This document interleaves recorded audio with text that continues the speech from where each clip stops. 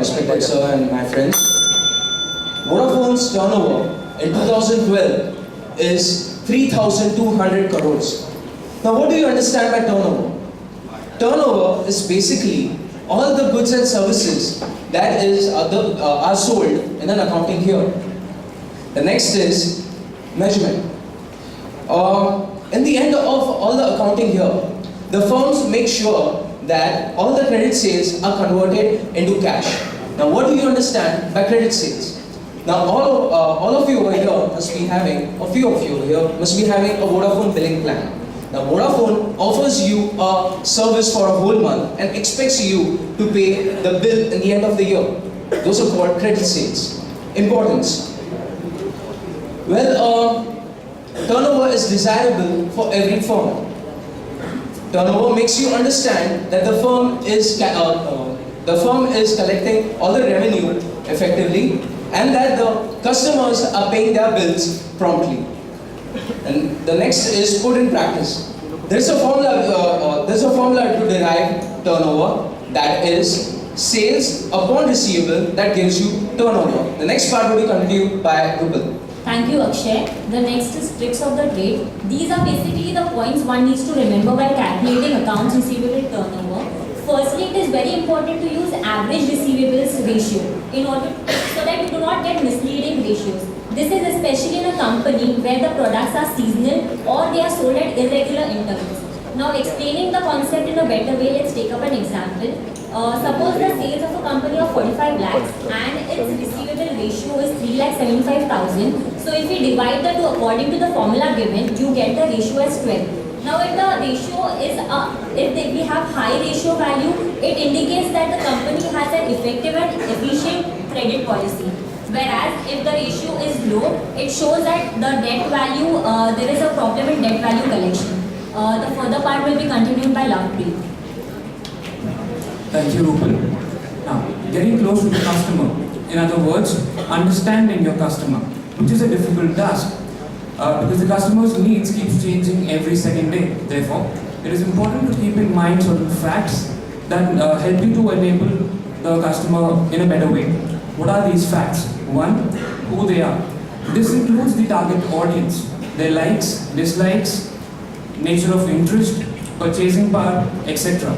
Second, how they perceive your organization and its products to be. This will basically make you understand the customer in a better way and meet their demands on a regular basis. The advantages of understanding a customer. The advantages basically include you can respond to a change which is in demand on the basis of actual facts and figures and develop a product or service tailored to that target audience. The disadvantages? Not many. For example, the hotel industry. The front desk executive should be aware of the questions that he asks to the customer because the customer might feel insecure about certain personal things which may lead to false information. Some basic steps that every company should keep in mind are: 1. Examine their organizational culture. The internal customers, that is your employees, are in direct contact with the external customers. And in order to make them perform better, it is important that the culture within your organization is very customer-centric. To explain the further concept, Varina will continue from here. Thank you, Lovepreet.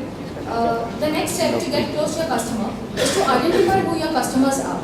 The basically customers are of two parts: internal customers and the external customers. Internal customers are the ones who work in your company as your employee or as your personnel, whereas the external customers are divided into current and the potential ones.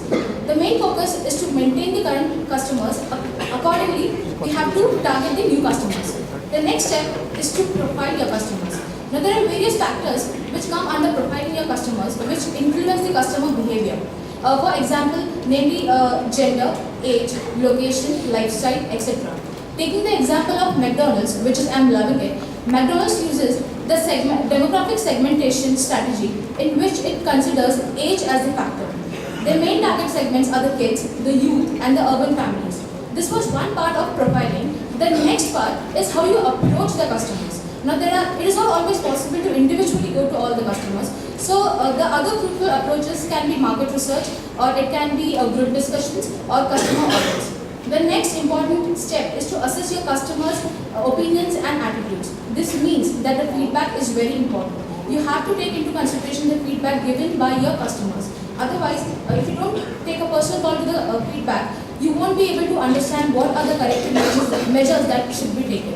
This was from my side. The next part will be continued by Pranav. Thank you. Thank you, Udina. To explain my part, I would take an example of Burberry.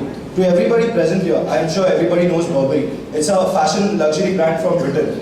And to explain my part, basically what Burberry did was in 2009, their CEO, Miss Angela, got to know that Burberry was only famous with people who are above 40 years old.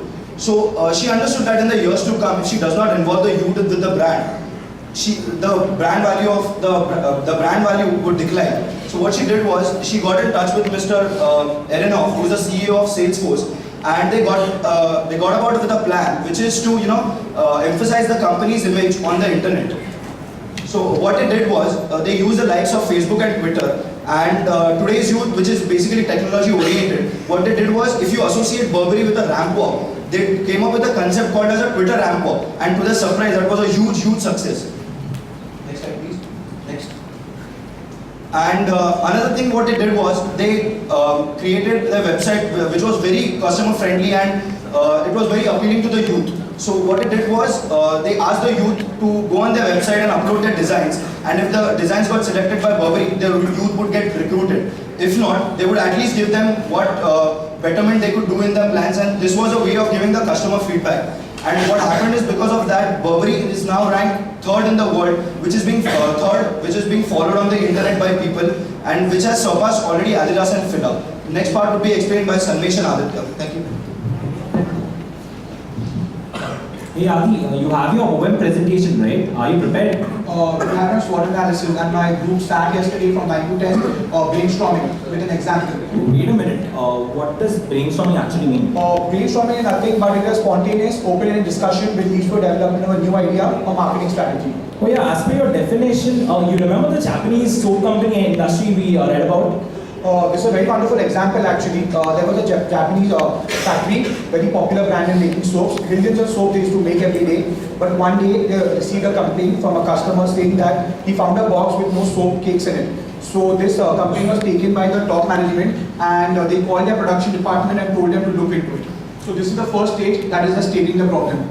So once the upper management got to know about the main problem, they decided to meet the production managers. So once the problem was noticed by the production managers, they decided to meet all the engineers to discuss about the solution. The main agenda of that meeting was to get a single solution out of it. And sadly, they got to know that the machinery itself was faulty. This is what we call restating the problem. Now the production manager, he called all the engineers, the mechanical, chemical, electric engineers. He called a brainstorming session, and they came to a conclusion that putting an X-ray machine at the end of the conveyor belt would help to solve the problem, because if the empty box was passing through a machine, they could locate the empty box and they could remove it. So this is what I call brainstorming the problem. Oh yeah, I remember a very funny incident which took place, which I would like to share with each and every one of you. What happened was, once a solution was derived, the upper management decided to host a party wherein each and every employee was invited. So it happened in such a way that a worker randomly came up to the CEO and he told him that I have a fantastic solution in mind. Why not have a huge fan blower installed upwards so that it can directly blow away all those empty containers? That was what we called a wild idea. So they closed the session, coming to a conclusion that installing the fan would be a better idea because it was more economically feasible, as convenient, and it was less expensive. So with this, we like to conclude our presentation. Thank you.